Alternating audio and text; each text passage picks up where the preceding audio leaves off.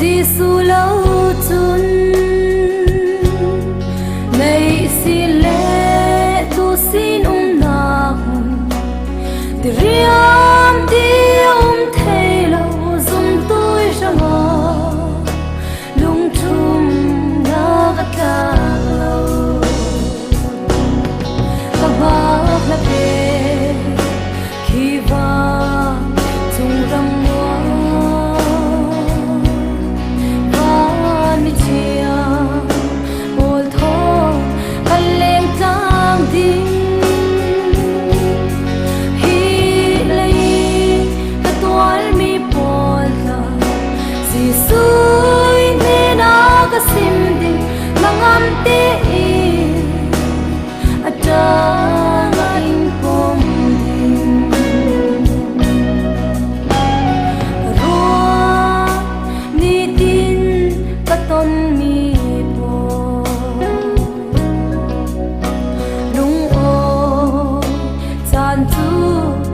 theo mắt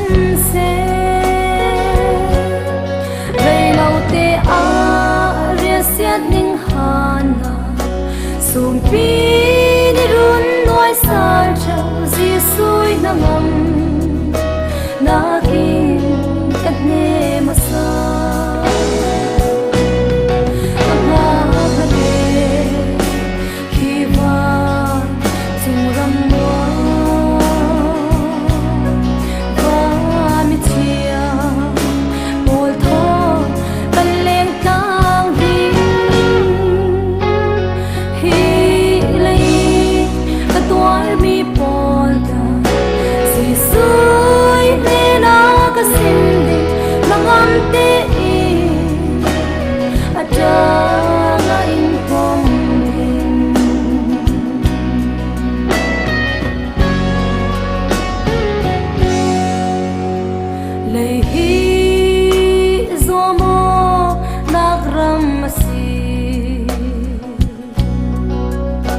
mai nun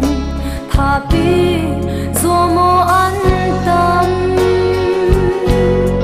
si man se Giêsu nay tu chu mu thei lau mi kan thir so van nun ile ya kan boai lo aba la pe khi vang tung râm van mi chia bồi thong ban lên cao đi hi lấy các toái mi bồi ta si suy nên nó có sim đi nắng ấm tê ada in pom